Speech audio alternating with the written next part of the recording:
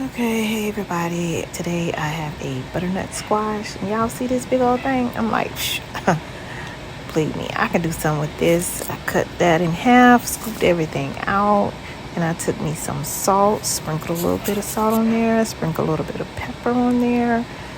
As you can see, it's all nice and seasoned. Don't over season it because you're going to be putting other stuff on here.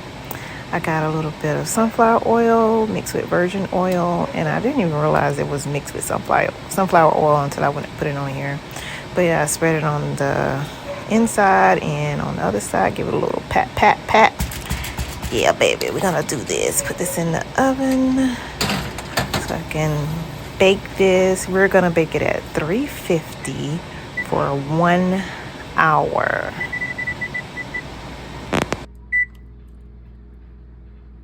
Okay, next step. You don't have to do this step.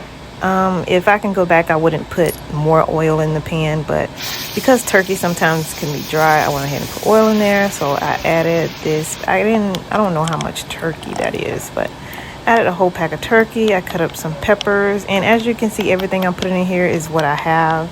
I hated that I ran out of Laura seasoning salt, but I have some Cajun seasoning. I have some Saison Caribbean seasoning and some black pepper. So I just basically used what I had. So now I'm going to get this ready for my protein pasta noodles. And I waited till that get really hot and boiled the noodles. Right here, I just added in some Parmesan cheese and a basil and oil mix. And I cut up some tomatoes, added those in there.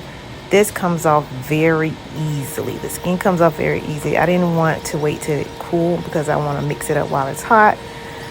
And it smells so good. It has the taste and texture like sweet potatoes, and it has that kind of sweet taste to it, which I love. Oh my gosh. I would love to. My other one, I have 2 of these butternut squash. My other one, I'm going to do butternut squash soup. But this one, I decided to do a pasta. So I'm going to be putting in some sour cream, mild cheddar, and I just was eyeing it. I really wasn't even trying to measure things. I was just throwing stuff in there and hoping for the best. I mixed all of that up. It was pretty thick, so I took some evaporated milk, opened that up, put it in there, and I'm going to end up using the whole can because I wanted the consistency of like a spaghetti sauce. So I'm gonna add it was so good. Just by itself it just goes so good.